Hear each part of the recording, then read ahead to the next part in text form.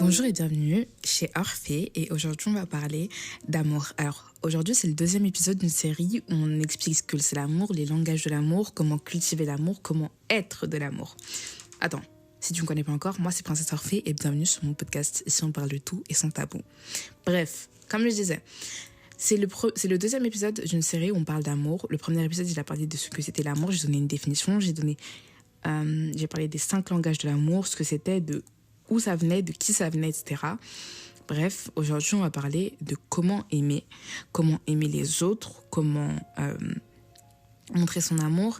Et si tu vois ce sentiment, genre, tu sais que quelqu'un t'aime, mais t'arrives pas à ressentir son amour, bah exactement. Il faut juste que tu t'adaptes à la personne et que cette personne s'adapte à toi. Donc aujourd'hui, on va apprendre à identifier le langage de l'amour de quelqu'un et on va apprendre à aimer quelqu'un. Alors, déjà, la première façon de voir quel est le langage de l'amour de quelqu'un, c'est de voir ce qui va blesser la personne. Tu vois, quand t'es avec ta pote et ta pote, elle se plaint d'un truc. Est-ce qu'elle se plaint du comportement d'une personne ?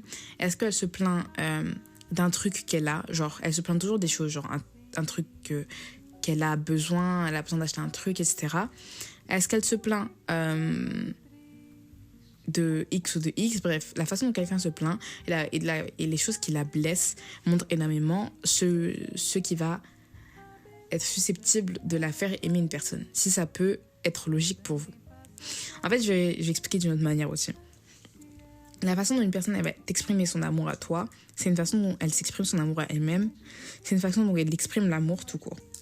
En gros, imaginons que t'as cette personne qui t'offre tout le temps des cadeaux. Genre, c'est même pas des cadeaux de dingue, mais genre, vas-y, elle t'incite à manger, elle prend à manger pour toi, tu vois.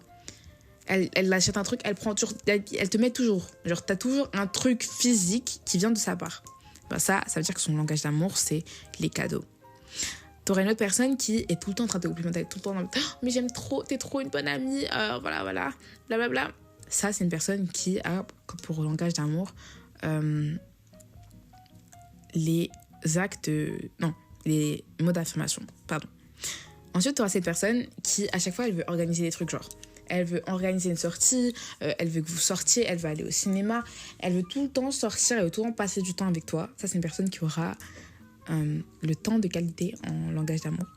Ensuite, tu auras cette personne qui fait que de te toucher, genre, et un truc, elle te fait un câlin, quand tu vas pas bien, elle te fait une petite tapote dans le dos. Ça, mon ami, c'est une personne qui a le langage d'amour du toucher. Elle a besoin de toucher, de ressentir physiquement l'amour. Et pour finir, on a la personne qui, elle est tout le temps là. Genre, t'as besoin d'un truc, elle est là. Genre, elle apparaît, elle est toujours là. Tu claques des doigts, bah la voici. Et bien ça, c'est cette personne qui a comme langage d'amour les actes de service. Elle va t'aider à organiser des trucs, elle va prendre en charge des tâches et tout, juste pour t'alléger. Ma belle, t'as besoin d'un truc, tu te dis, c'est elle que je vais appeler. Ça, c'est une personne qui a les actes de service comme langage de l'amour. En fait, ces langages de l'amour, ils vont tous influencer la façon dont on aime quelqu'un. Si tu connais pas ça, je te conseille vraiment d'aller à l'épisode de hier parce que je vais pas me répéter 2 fois. J'aimerais faire des épisodes un peu diversifiés. Donc, si tu comprends pas de quoi je parle, reviens à l'épisode de hier.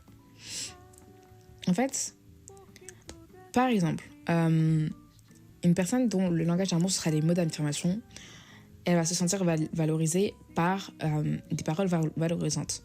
Donc, par exemple, il faudra que tu leur fasses des compliments sincères, que tu sois spécifique sur les compliments, genre « Ah ouais, j'aime beaucoup ta veste que tu portes aujourd'hui, elle te fait ressortir tes yeux. » Voilà, ça c'est un compliment qui est sincère et spécifique. Bon, après, c'est sincère seulement si tu le penses.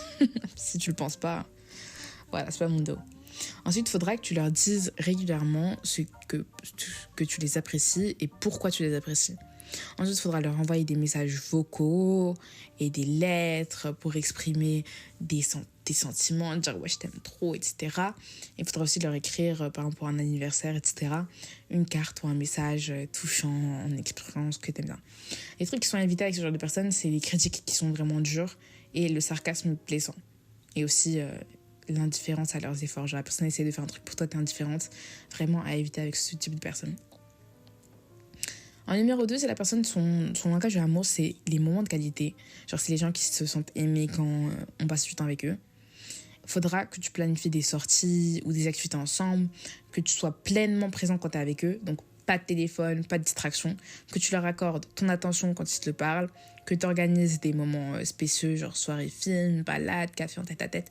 Et que tu leur consacres du temps, même quand tu es occupé.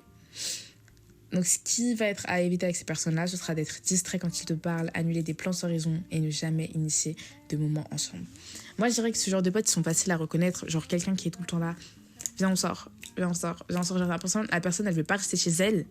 Ça, c'est une personne qui aime les moments de qualité. Et surtout, si elle est prête, même pour un pique-nique, genre, un pique-nique, elle va sortir. Genre, tu l'appelles, pique-nique, elle sort. C'est que c'est les personnes des moments de qualité. Et c'est archi important que même si toi, c'est pas ton langage de l'amour, c'est des trucs qui te répugnent un peu, faut quand même faire attention à respecter le langage de l'amour de l'autre personne pour avoir une relation qui fonctionne. Genre, que ta relation, elle soit maintenue, que tu arrives à avoir une relation qui dure sur le long terme. En numéro 3, il y a les cadeaux.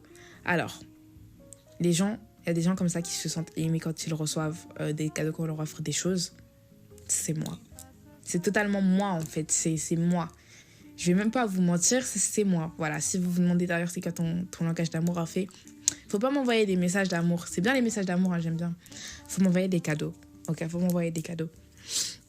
Et pour ces personnes-là, faut offrir des cadeaux qui montrent que tu les connais bien. Par exemple, moi, je vais parler de mon exemple parce que c'est vraiment mon truc. Moi, tu me fais un cadeau, une petite surprise et tout, mais à partir d'un truc que j'aime trop. Genre, je t'ai dit une fois, ah ouais, moi, j'aime trop le chocolat Ragusa. Voilà, si vous savez pas, c'est mon chocolat préféré, le Ragusa de Suisse. Et tu m'achètes du Ragusa. Mais tu me connais, en fait. Tu me connais, tu vois. Et du coup, ça donne cette impression que la personne, en fait, elle retient ce que tu dis. Et tu te sens apprécié parce que t'as une... Genre, tu vois physiquement que la personne, elle, non seulement elle prend des informations sur toi, mais elle les utilise. Et elle fait l'effort de sortir de chez elle pour aller au supermarché, pour acheter le truc que t'aimes bien. Donc ça peut être sympa de faire à ces genres de personnes des petites surprises, etc. Aussi, ce que les personnes qui ont ce langage de l'amour, elles aiment, c'est tout ce qui a une valeur émotionnelle. Donc, il faut choisir quelque chose avec une valeur émotionnelle. Ça peut être un livre qu'ils aiment, un bijou symbolique, etc. Blablabla. Ce qui peut être aussi sympa, c'est d'emballer le cadeau avec soin et ajouter une note personnalisée. Alors, je vous jure que je suis pas en train de vous faire de la propagande pour que vous m'offriez des cadeaux. En tout cas, c'est pas mon intention première.